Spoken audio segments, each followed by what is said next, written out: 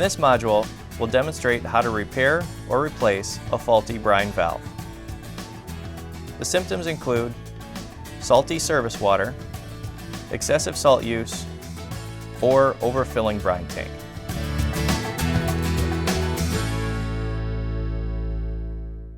On Auto-Tro valves, there are no brine valves. The brine flow is controlled by the valve discs. Run an immediate regeneration for your controller, as referenced in the service manual.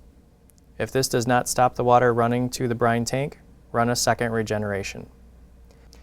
If this does not fix it, you need to replace the valve discs, which are located underneath the cam. Thanks for watching.